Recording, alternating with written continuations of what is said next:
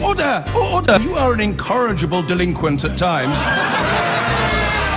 Behave yourself, man!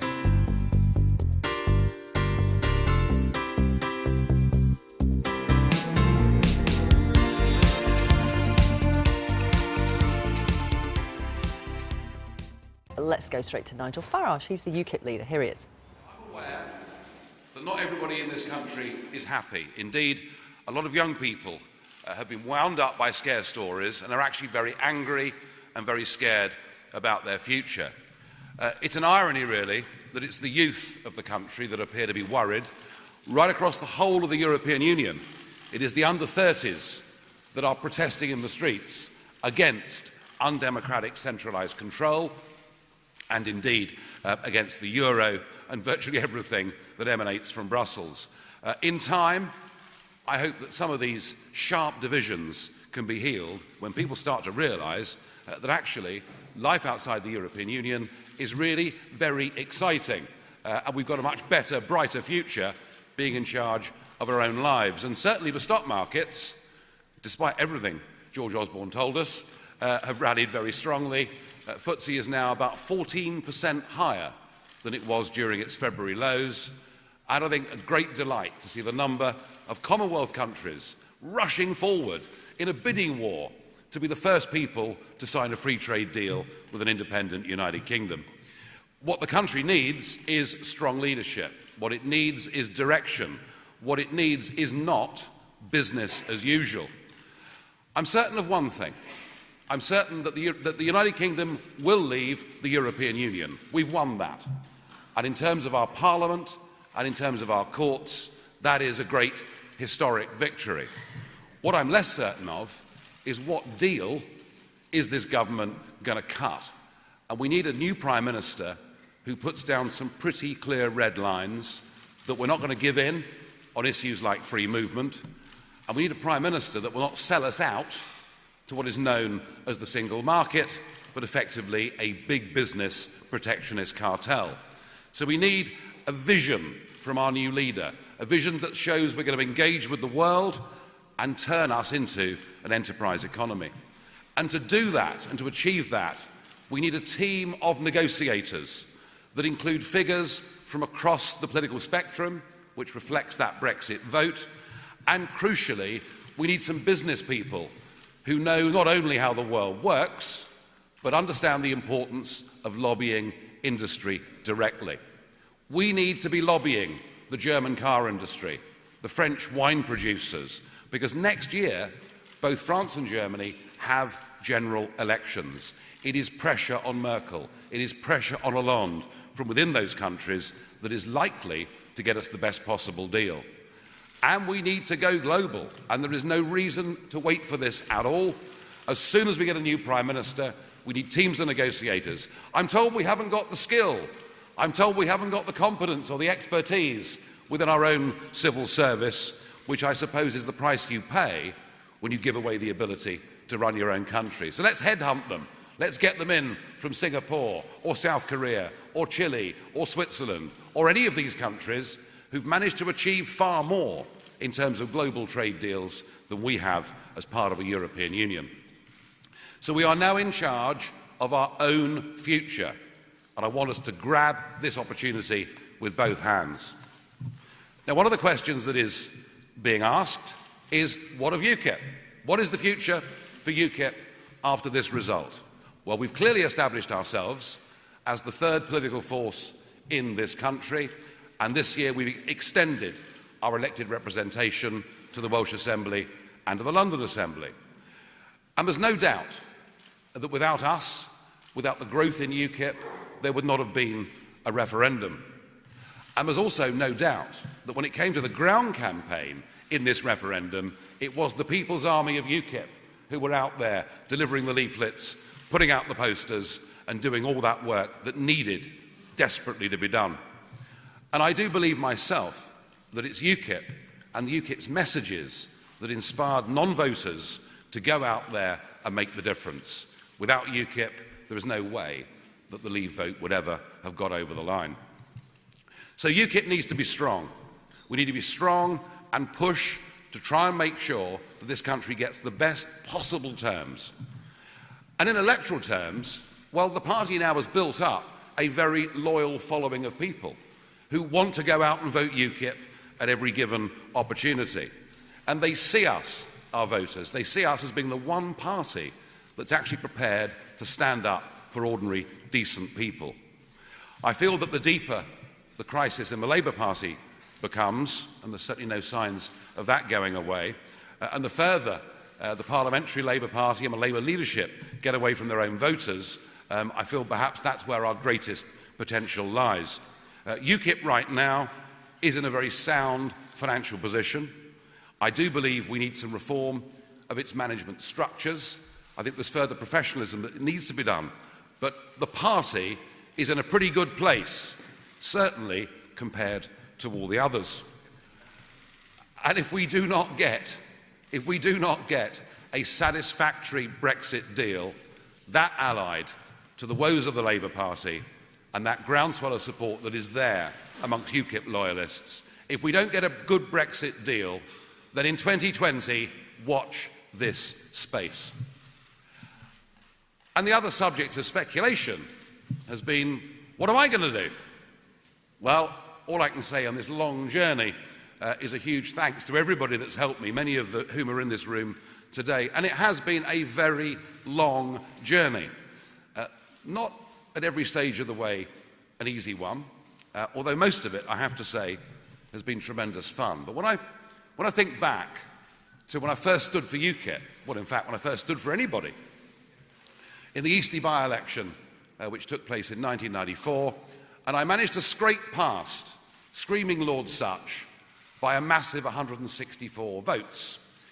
And to have gone from that to being part of a national campaign that attracted 17.5 million votes for Brexit says to me that, tough though it's been at times, it has certainly all been worth it. I came into politics from business because I believed that this nation should be self-governing. I have never been, and I've never wanted to be, a career politician. My aim in being in politics was to get Britain out of the European Union. That is what we voted for in that referendum 2 weeks ago. And that is why I now feel that I've done my bit, that I couldn't possibly achieve more than we managed to get in that referendum. And so I feel it's right that I should now stand aside as leader of UKIP. I will continue to support the party. I will support the new leader. I will watch the renegotiation process in Brussels like a hawk, and perhaps comment in the European Parliament from time to time. I'm also very keen to help the independence movements that are springing up in other parts of the European Union, because I'm certain of one thing: you haven't seen the last country that wants to leave the EU. It has been a huge chunk of my life doing this, and it's not easy, perhaps when you feel a degree of ownership of something, to let it go. But it does come, as I say, at a cost, has come at a cost to me and perhaps to those around me. During the referendum campaign, I said, I want my country back. And what I'm saying today is I want my life back. And it begins right now. Thank you.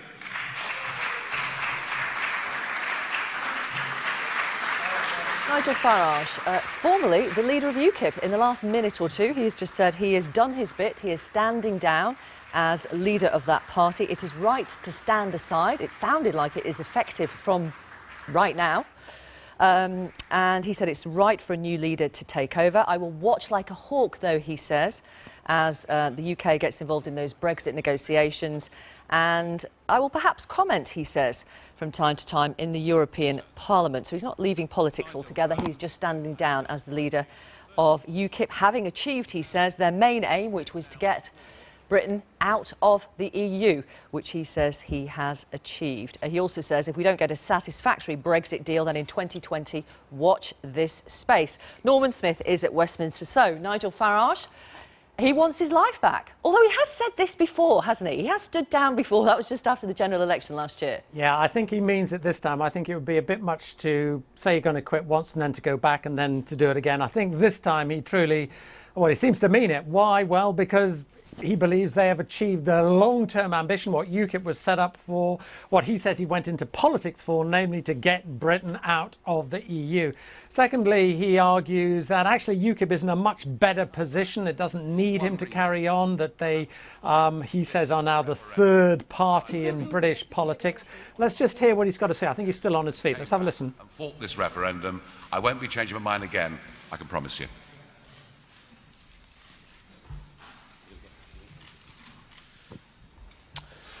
Harry Gold from The Sun. Nigel, you said that you wanted a strong leader who could secure us a Brexit deal and a new Prime Minister. Who of the candidates before the country do you feel is that deal? And do you agree with Aaron Banks that it's Andrew Leadsom?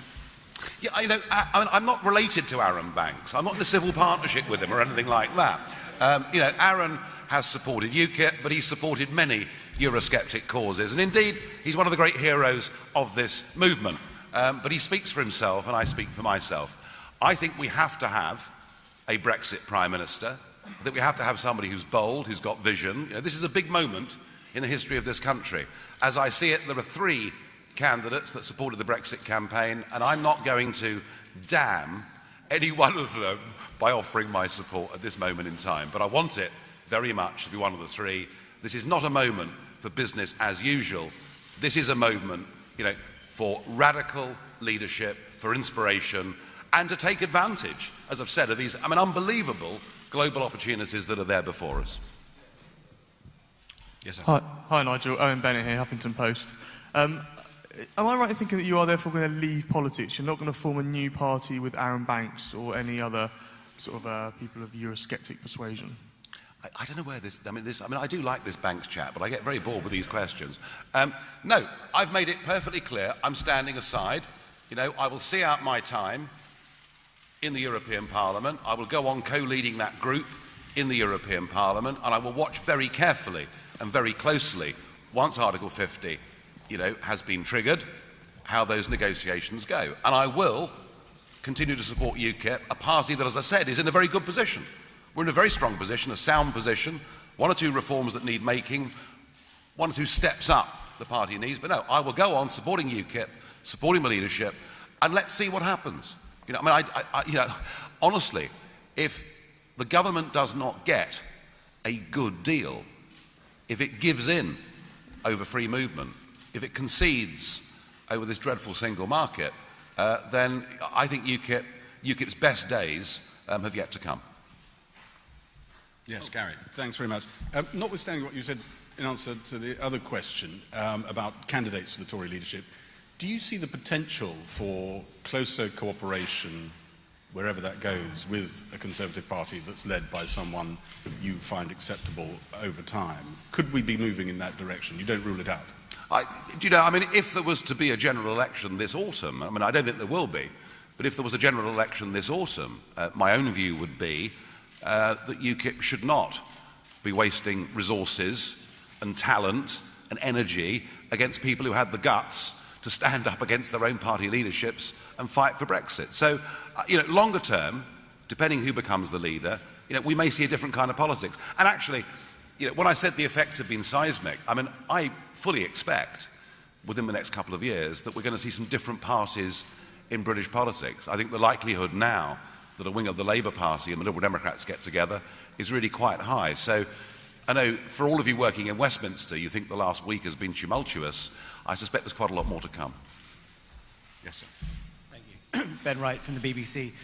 Mr Farage, what sort of role do you envisage UKIP having precisely within the negotiations? Do you think you have to be part of the negotiation team with the EU? And what did you make of Philip Hammond's view this morning that in the end there will have to be some sort of concession on the free movement issue for any sort of access to the single market? Okay. I think it is desirable that there is a cross-party element to these negotiations because that reflects the vote, that reflects the cross-party nature of the Eurosceptic movement. But even more important than that is that we use people who genuinely understand how Brussels works and who've got extensive networks and contacts, with the German car industry, with French manufacturers or wine producers. That's where the idea that we should approach these negotiations simply as elected politicians from one party meeting in corridors in Brussels is the wrong approach. It needs more breadth, more imagination. So an absolute priority is to bring in business people, but a desirability, and again a message to the country to try and bring people together, to try and make people understand that this is about more than the Conservative Party. They happen to be in government. It's about our country choosing a new course. And, I mean, look, I have no idea whether they want to ask me or anybody else in UKIP to be part of this. But we do actually, as a party, have some good knowledge of how Brussels works, and we've got some pretty senior business figures amongst our supporters. Now, as for what deal the government cuts, yes, I understand already we're beginning to hear people saying that actually there's going to be backsliding in these negotiations. 17.5 million people voted very clearly for us to be an independent nation that is not part of the customs union called the single market and without the free movement of people. And I suspect that what we will do is try and keep the pressure on, but if they do give way, then I repeat the point that as far as UKIP's concerned, for the 2020 elections, you ain't seen nothing yet. Yes, sir, there. Hi, Nigel, Carl Dinnan from ITV News. What will you do next? Would you like, for example, to be part of the team that negotiates Brexit? And who do you think should be the next leader of UKIP? Douglas Carswell might have a good argument. That's a terribly good idea. I like that.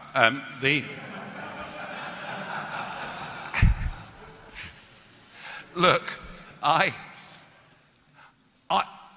repeat the point that we do have the biggest delegation of British MEPs in the European Parliament. We will necessarily be a part of this process, whether it's formally or informally, because much of what is discussed will get debated and voted on in the European Parliament. So we'll do that. If a Brexit government wants to use UKIP or UKIP figures more, and it should think about some Labour people as well, then that will be all to the good. And as far as who should succeed me in UKIP, now I'm going to keep very quiet on that, and may the best man or best woman win. Rob Hutton from Bloomberg. There's been a rather interesting thing that's happened since the referendum victory, which is a lot of the Conservative Party that wanted Brexit have been trying to back away from you as fast as possible and back away from your campaign. I just wondered how you felt about that. They're saying it was nothing to do with you, it was nothing to do with immigration, it was all about sort of Carswellian sovereignty ideas. Do you agree with that? As I said, I'm not a career politician. That's how career politicians think and speak. They think about the tribe of their party before they think about their conscience or their constituents or their country. And it's a great relief to sit here and having said, I'm going to take a step aside so actually what will happen now is that in future I won't be constrained when I answer questions like that. The real me will now come out. And they can make it up as much as they want. Look, I repeat the point. There would not have been a referendum without UKIP. There would not have been an effective ground game in the Leave campaign without UKIP's People's Army. And unless we'd taken on some of those issues that many in Westminster or at smart dinner parties in Notting Hill find a little bit tricky, unless we'd taken those on, we would not have got those non-voters to turn out, and that's what made the difference and got us over the line. Yes, sir. Sorry, behind you. Nigel, you've still got, it's Jim Waterson from BuzzFeed News. You've still got at least 2 years to serve as an MEP. Do you intend to serve that out in full and to take part in European proceedings? And during the negotiations, do you intend to try and influence them from within the party and within the Parliament? Yes, is the answer to that, of course. I mean, there will be a strong UKIP voice in that Parliament during these renegotiations, and if we see significant backsliding or weakness or frankly appeasement from the British government, we will certainly say so. And are we going to see out 2 years? Well, I very much hope that the next Prime Minister is somebody who intends to roll their sleeves up and complete the job well within 2 years. And then we will have been, the UKIPers will have been the turkeys that voted for Christmas. Oh, Marina Hyde from The Guardian. Do you think the tone that you took in the European Parliament last week was a good negotiating tactic that will help us get the best Brexit deal for the UK? Well, it's probably useful to get a sense of context. You know, I got up to speak after what was, without doubt, the worst event ever in the history of the European Union project. And I was so howled down and shouted down that twice Martin Schulz sprang to my defence. Now, I've never seen this happen before with Mr. Schulz, but it was quite extraordinary, and it showed the fact that they're simply not prepared to listen. They will continue with their political project, which is why it's doomed. So in the face of many catcalls and a huge amount of abuse, they got just a tiny little piece of my mind back. And actually, how should we negotiate? Well, all I will say is that if we start to be weak, if we start to concede in these negotiations, we will get a rotten deal. And we need a Prime Minister that recognises that actually we've got the trump cards. And we've got the trump cards because we buy a damn sight more from them, you know, than they do from us. And that the opportunity for Brexit actually comes before the German elections and before the French elections. So we need to stand up for ourselves. And some of the arguments I'm hearing, you know, we can't get access to the single market unless we're members, you know, of that single market. And just looking at the figures yesterday, I mean, something like nearly 1.5 trillion euros worth of goods were sold into the Eurozone last year by countries that haven't even got a trade deal. So let's recognise the strength of our negotiating position. Yes, sir. Andrew Sinclair, BBC East. If we're now going to hear from the real you, can I ask you, what have you made of the various attempts to try to unseat you in the past, and will you now bury the hatchet with Douglas Carswell? I'll bury the hatchet with anybody. You know, I mean, look, when you lead a political party, and I've been doing this for quite a long time, you know, you necessarily make decisions along the way that not everybody is happy with. You know, your style will not suit everybody. But, you know, I've no desire to do anything other than to fully support the aims of UKIP and the next leader. And as I won't be the person making all the decisions, there'll be less room for falling out with people as well.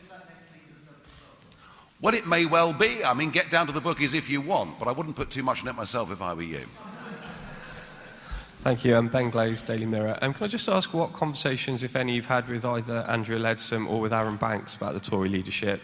And also, just to be clear, are you putting yourself forward to be a member of the team negotiating Brexit in Brussels? No, I'm not putting myself forward. You know, I mean, I did spend 20 years in business. I have spent quite a lot of time in Brussels. I might have something to give if they want it. If they don't, that's fine. All right? And as for who I'm speaking to, I mean, I do speak to Mr. Banks quite regularly, but I repeat the point. You know, I don't do everything he suggests. Hi, Carlos Pesnedal del Mundo from Spain. The leader of UKIP, so alongside the Conservative Party, UKIP are also looking for a new leader this morning. Here are some messages. This is what you're saying about this breaking news this morning, Norman. Let me put these to you. This tweet from George. Nigel Farage says everything our UK politicians should be saying instead of infighting and pushing personal agenda. Paul says, how long is he resigning for this time? Audrey says Nigel Farage is berated for speaking out on the problems that are very real in this country. I feel he's had an unfair press. Love him or hate him, he states very clearly and tackles the subjects that most leaders do not wish to engage with. David says, thank goodness we've got someone who talks sense for a change. He's done us a great service. What a pity he's standing down. Email from Nigel. Don't go, Nigel. We need you. And this tweet from Alex, OMG, it's a resignation speech.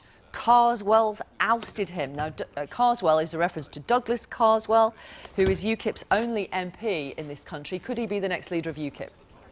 Well, there's no love lost between them. I think Douglas Carswell's actually just tweeted an emoji with a smiley face, and that's all he's actually tweeted. I mean, the two men are frankly at daggers drawn, and there's been a rift between them for some time.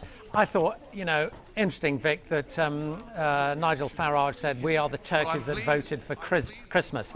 And I wonder, at the end of the day, Nigel Farage has just concluded he can't do any more with UKIP. They have gone as far as they can possibly go. They've got the Brexit referendum they wanted. Where do they go now? What is the point of UKIP now? Now, obviously, if there is backsliding over the negotiations, then he says, look out that UKIP will, still be a force, etc., etc.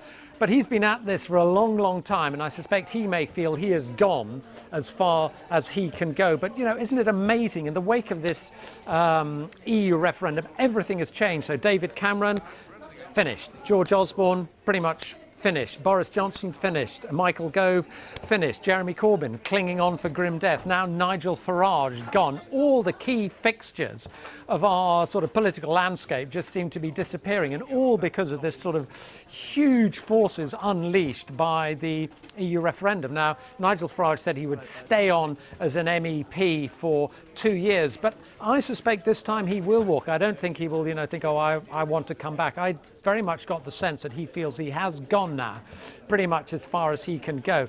And what is interesting is, he is such a divisive figure, frankly. You talk to people in the Leave campaign and they were desperate to keep him at arm's length, and yet throughout that whole campaign he kept on getting sort of in the headlights. Think of his, that very, very controversial poster with that picture of the EU migrants queuing. Think of his remarks about Cologne and sex attacks. He kept on dominating the headlines, and I thought it was interesting listening to him. He basically said the referendum was won by UKIP because they managed to get out those people who don't traditionally vote, and he said it was UKIP who got people out who otherwise would not have turned out in this referendum. In other words, it was UKIP's victory, and he is now bailing out. Thank you for the moment, Norman. More reaction to come, of course. Right, talking of new careers, UKIP's Nigel Farage has stepped down as leader of his party in the last 20 minutes or so. Your reaction? Well, it was classic Farage, wasn't it? He says he wasn't not a career politician. He stood for Parliament or something 9 times. Look, I don't like the legacy that Nigel Farage leaves, because I think it's a legacy, as we saw in the referendum campaign, of stirring up division. I thought that poster was disgusting about the breaking point. I respect the decision that's been taken in this referendum, but I'm not sorry to see Nigel Farage leave the political scene. What he did say is the deeper the crisis in Labour becomes, that's where UKIP's potential lies. That must be really alarming to you. Well, I thought he slightly exposed the fact that he was willing to go in with the Tories. I mean, we've always said that UKIP is a right-wing party, not a left-wing party. It's attracting Labour voters, ex-Labour voters. Well, let's see what happens when it comes to a general election. I do think it's important for us as a party and for people who are on the Remain side of the argument to be clear that we accept this result and will negotiate in good faith for a future outside the European Union. I think I didn't want this referendum, as you know. I think there were deep issues, much deeper even than the issues around immigration, which are important, that have been exposed by it. But I think it's important that we respect the result, and I think it's important that we're clear about that. I sympathise with the people who've gone on the street, signed the petitions around the referendum, but I say to them, imagine if it had been 52-48 to Remain, and we had the Leave people on the street saying reverse the result. We'd be saying, well, hang on a sec, we've had this referendum and it's a clear result. So you don't agree with your old boss, Tony Blair, who yesterday said, let's keep our options open? I have a slightly different view from him on it. I think it is important that we show that we respect the result, and, as I say, negotiate in good faith. Last week you called for Jeremy Corbyn to stand down, as did lots and lots of other Labour MPs. Despite that, he's still there. Are you now resigned to him staying? Well, let's see what happens. People keep saying that to me and nothing happens. He's still the leader. Well, look, I spoke out as I did last week because I felt it was the right thing to do, and I felt that we have a system where you're elected by the members and supporters, but you've got to command the confidence of the parliamentary party.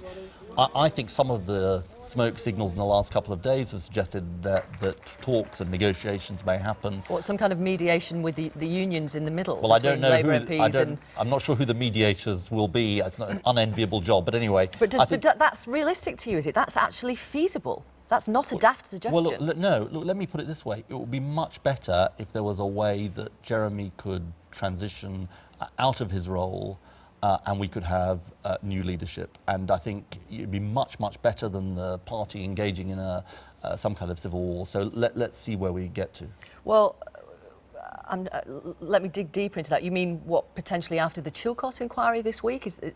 Might there be a way for him to go after he's criticised Tony Blair or called for him I to don't be know. tried That's on war obviously in crimes? his mind. Look, the fundamental point is, I think Jeremy has changed in some respects in a positive way. Some of our stances on austerity, on a whole range of things. I understand why he wants that legacy to be carried forward. I think the question for the party, and the question I sought to answer last week, is who can take us forward in a united way against a new Tory leader into a general election, which we don't know when it will be.